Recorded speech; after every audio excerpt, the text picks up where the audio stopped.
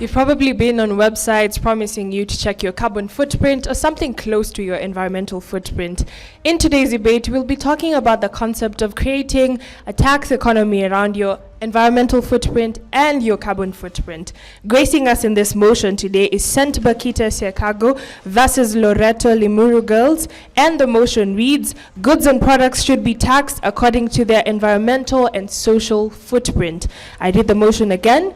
Goods and products should be taxed according to their environmental and social footprint. All the best to both teams. First speaker, team proposition, you have 3 minutes. Okay, I think I might have got a cold, but it may be also the effect of the products which are in use today.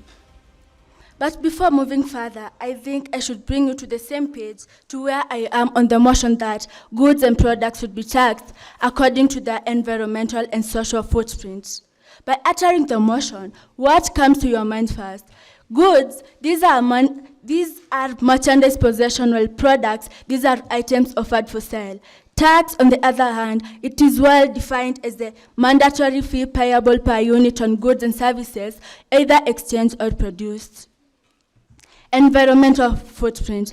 According to thesphere.com, it is well defined as the multiple criteria measure to calculate the environmental performance of a product according to the life-based approach cycle.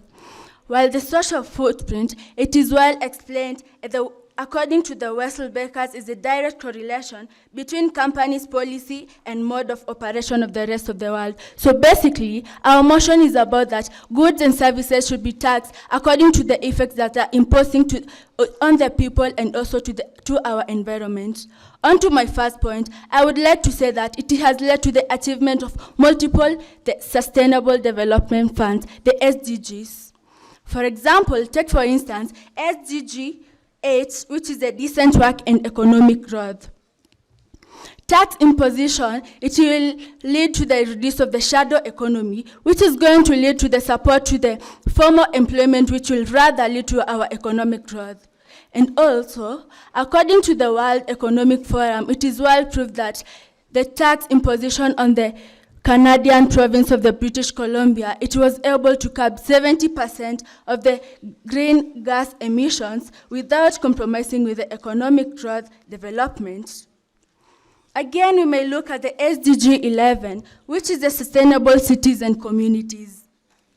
The gasoline taxation will help us to control the motor transport development, which will make us rather to control the congestion in our towns, and also it will help us to reduce the road accidents on our roads. We may say that gases which are emitted from these vehicles will lead to many respiratory diseases which will be reduced. By this, we'll be reducing and hence sustaining healthy cities and communities. I may talk about it is a tool for eradication of harmful businesses. According to the OECD, which is the Organization for the Economic Development, I will say that the currently issued book about taxation, innovation, and environment, it has stated that the environmental challenges is forcing the government to find other solutions to solve the environmental problems which are currently become issues in our country, for example, Kenya. So, taxation being one of the toolkits, the government has chosen it. By doing this, they will be able to curb those problems. Take for instance, the cigarettes, which are usually used in our country. Don't you think that by the government imposing a heavy taxation on those companies, they will be able to minimize the production of that product, hence making it to be used not in large amounts. By this, I strongly propose that goods and services should be taxed according to the environmental and social footprint. Thank you. First speaker, team opposition, you have 3 minutes. Michelle Kingori from the Loreto High School, Limuru, here to combat the motion tabled before us today. And I'd like to start by thanking the first proposer for defining the motion very well for us. And thus, I have one question for you. You say that the Colombian had something to do with the reducing or is it increasing of taxes? Like, how did they curb that problem that they had initially?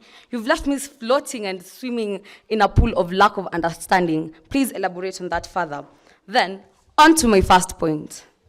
In Kenya, in our beautiful state today, most of the people enjoy their leisure time using what? Using the taking of alcohol, the taking of spirits while enjoying their time with their friends, right? Yes. And following this, they also consume other substances, such as the smoking of tobacco, which our proposer has just mentioned. I want you to reflect on this. Our country is a very great exporter of both tobacco and alcohol. According to statistics from the United Nations database, we learned that Kenya in 2021 exported alcohol worth $1.13 million to Tanzania only. And mark you that Kenya does not only export to Tanzania, it exports also to other countries in Eastern and Central Africa. So you want to explain to me that when you increase the taxation on alcohol, when you increase the taxation on tobacco, just in the name of it has harmful effects, that it will curb this? No, I want you to realize that once you increase the taxation on this, you are affecting the production cost in those companies. And affecting the production costs leads to what? Leads to the insolvency of the companies, where once they are taxing higher, once they are being taxed higher, such as the EABL and the Keroche breweries, if you tax them higher, it means that they will have to find other ways to curb their production cost. And what will this be? It will be the increase, the hike in the prices of the products themselves.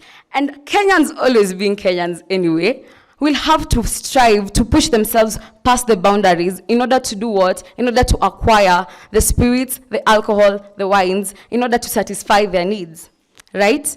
This will also lead to the bankruptcy of the citizens in Kenya.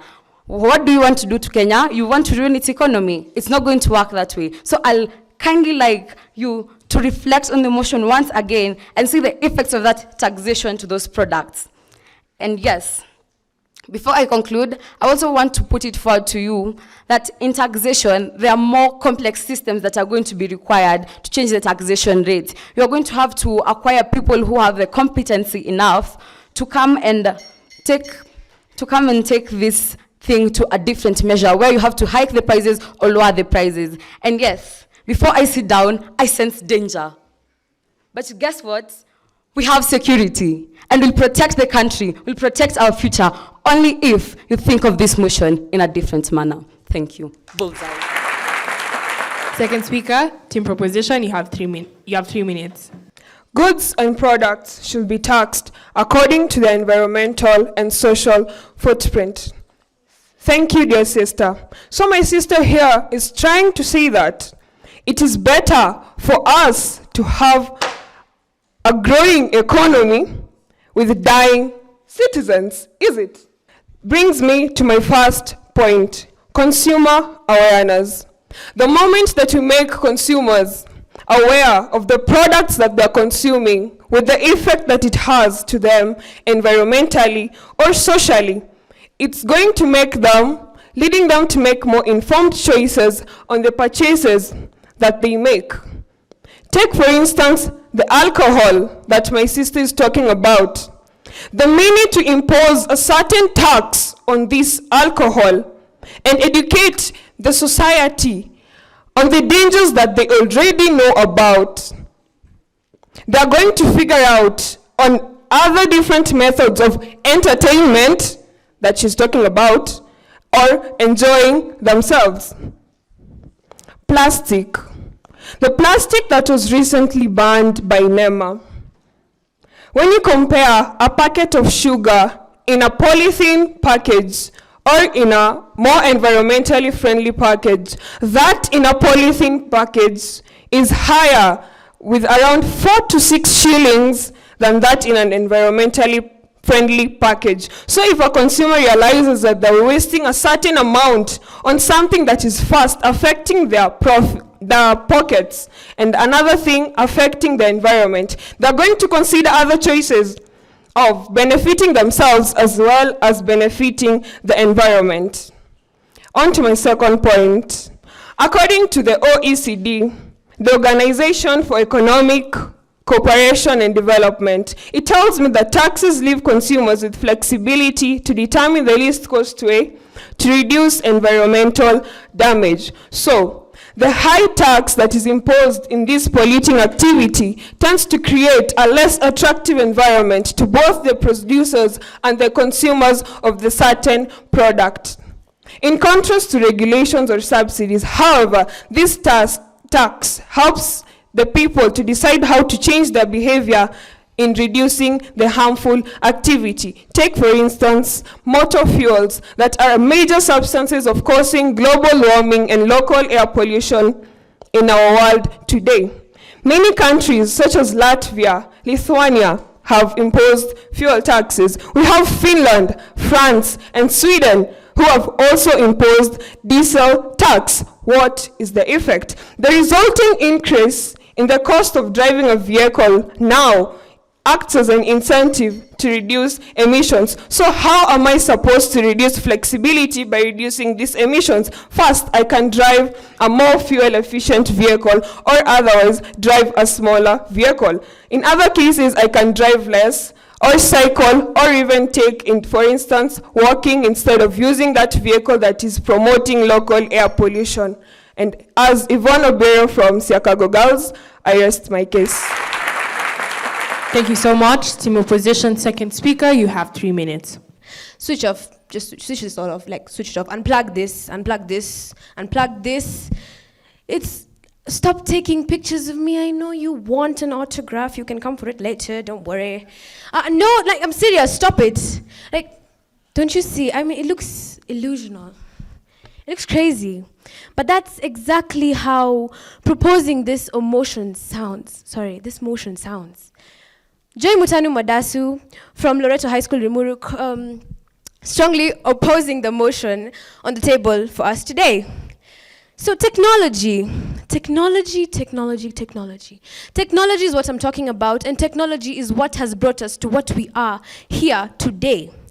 Are you trying to take me back to the old Stone Age, in the times where I couldn't access anything, I couldn't talk to people?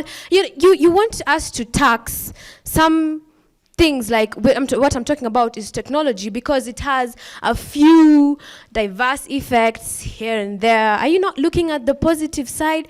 Literally, they're watching me on the TV. Hi, guys.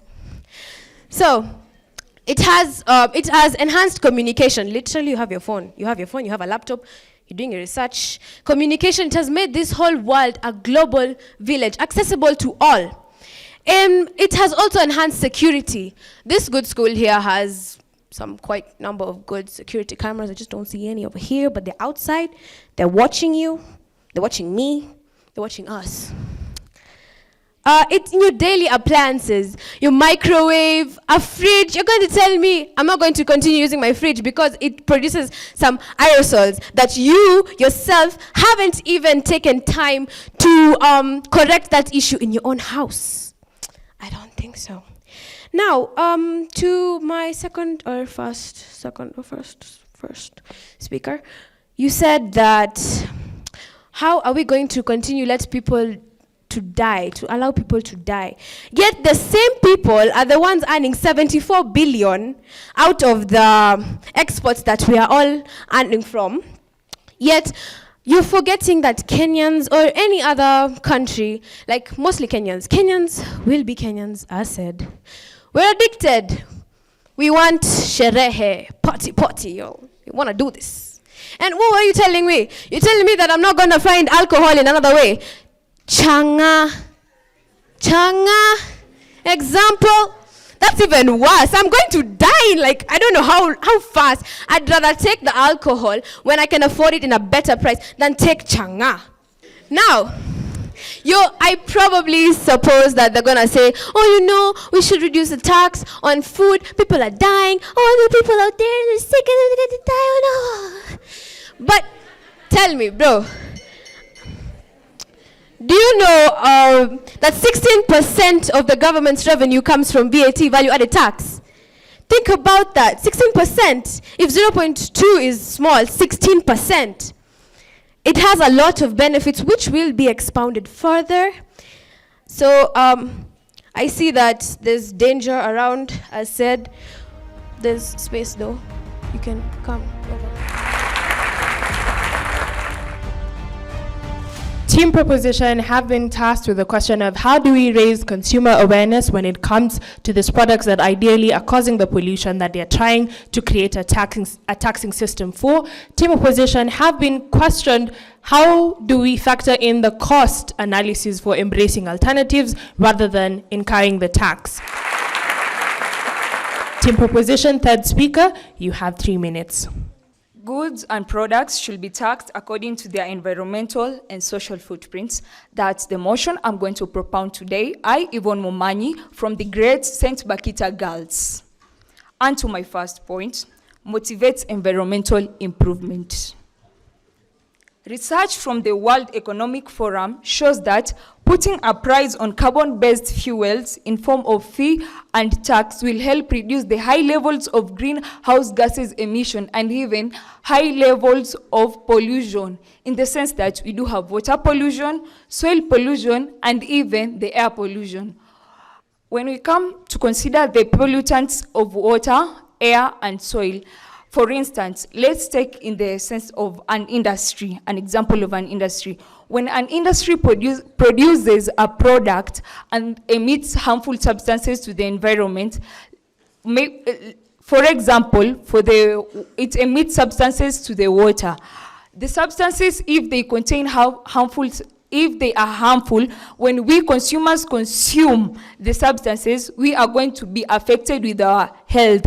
And by the way, thank you for that man who asked a question to the opposers.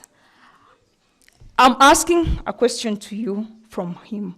If we are not going to tax those goods that are going to cause harmful effects to our health, what are your alternatives? And also, I want to answer a question from another man on this side who asked how we are going to educate the citizens. Due to taxation, if the government imposes taxation to industries and even some offices, in the sense that if taxation is, we do have taxation, I agree, but if it is highly imposed at some point, the industries are going to look for a safer means of how they are going to produce their products, or even they are going to reduce the levels of the products. They were talking about enjoyment on the drugs facts. Let me ask you, is it better to take in harmful substances? Maybe for our team, we are not saying that we are not going to use the alcohol for enjoyment. We are saying that we are going to use it. But as Peterson, the professor from the University of Nairobi, stated that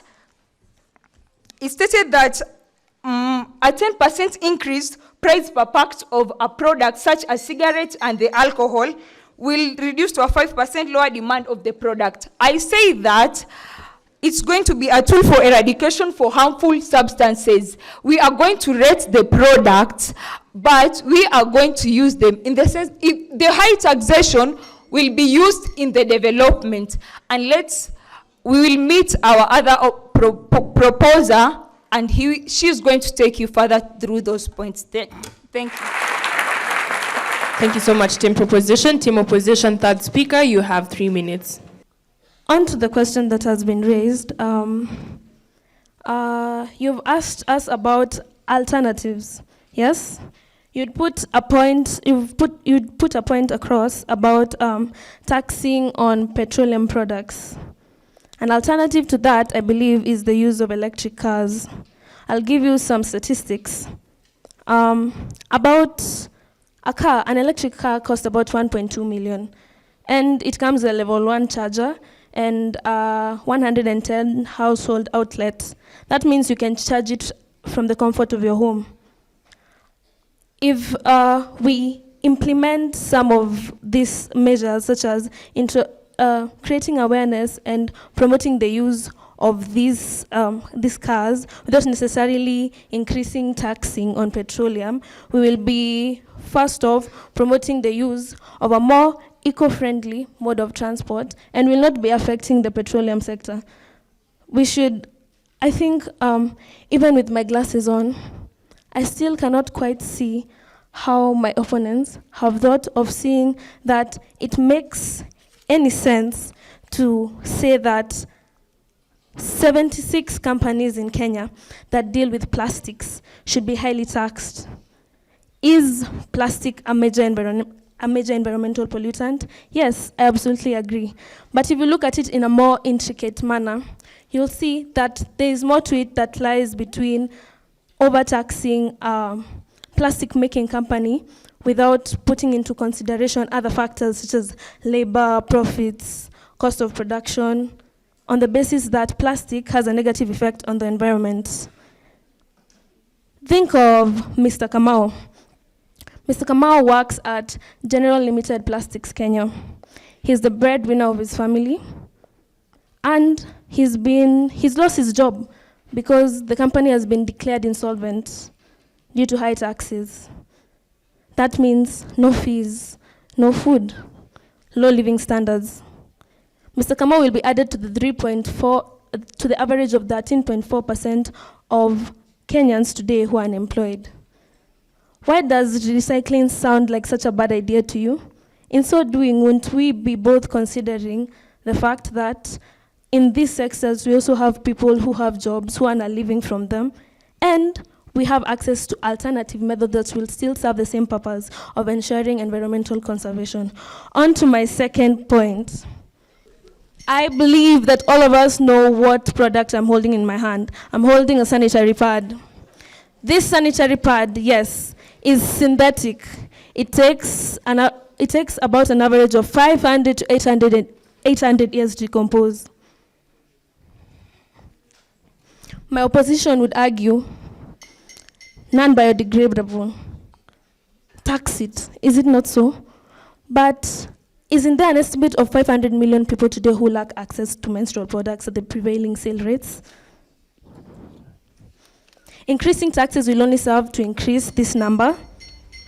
And so, I hope that you've taken this session to reflect on your narrow-minded perspective during this motion. Thank you.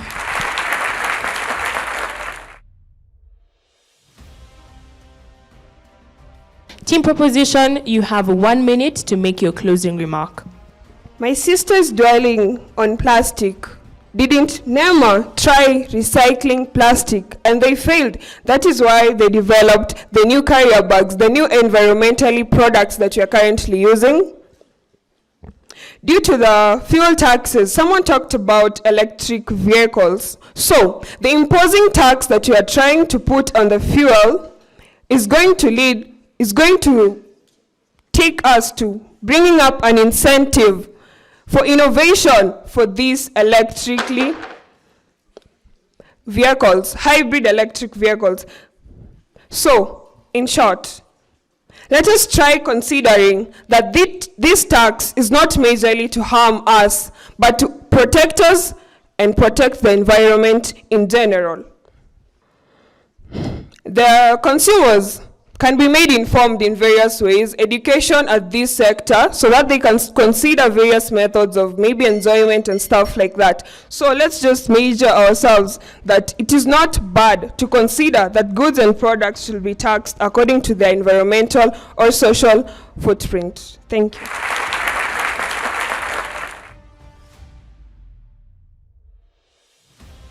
Team Opposition, you have 1 minute to make your closing remarks. I feel like we're going around in a circle over here because you say NEMA failed. You're calling Kenya a failure. You're telling me if we go to the supermarkets and we are done shopping, we're going to be given plastic paper bags. NEMA failed. Okay. Second, you talked about low demand. We want to enjoy ourselves, and we're still going to you talked about something about alcohol, and I'm going to bring you back. I feel like you didn't quite get the extremes that you can go to. As a business student, when you lower the demand, you decrease the supply. When you decrease the supply, I have to look for an alternative. Okay, if you didn't find changa nice, there's busa. There's also maritina, if you want. Yeah, and as we can see, taxation to these products, it doesn't really solve the problem. It's like jumping from a frying pan and into the fire. So, there's a chair over there. You can come, sit if you want. I brought it just for you.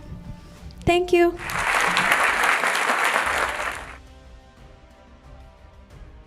St. Bakhita, Siakago. Rosina comes in, very well researched, extremely very well researched. You had excellent points on innovation and how you can eradicate harmful products as a result of higher taxation. What was not coming out was just the flow. It's just the coherence of the points. The points were excellent. When you talk of SDG 8 and SDG, you mentioned another one. That was very well done. But the flow of thought was lacking somewhere. Same to Yvonne.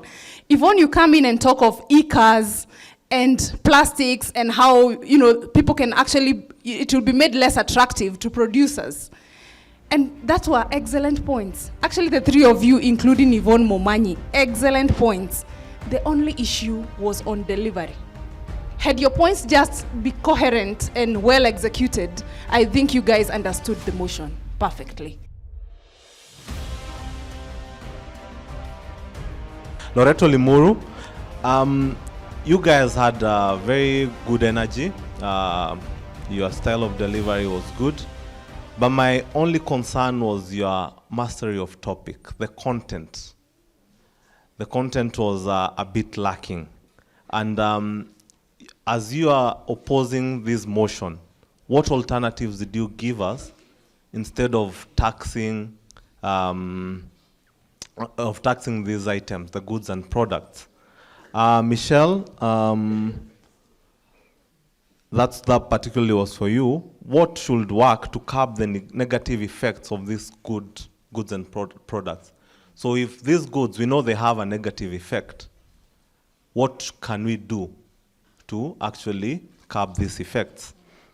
Joy, there was something on your time management. You did not do well. But you are a good entertainer, a very good entertainer. We really enjoyed the show. The last speaker, Ivy, when you brought about the issue of sanitary pads right now are actually not taxed in Kenya. And still the uptake is as low as you mentioned.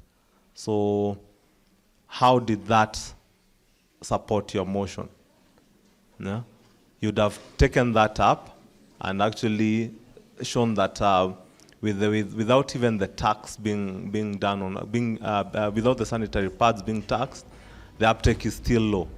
So what can we do to actually increase the uptake? Okay, thanks.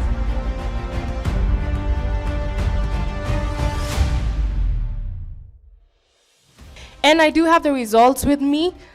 St. Bakhita, the judges have awarded you 66.5%. A round of applause, please, for St. Bakhita.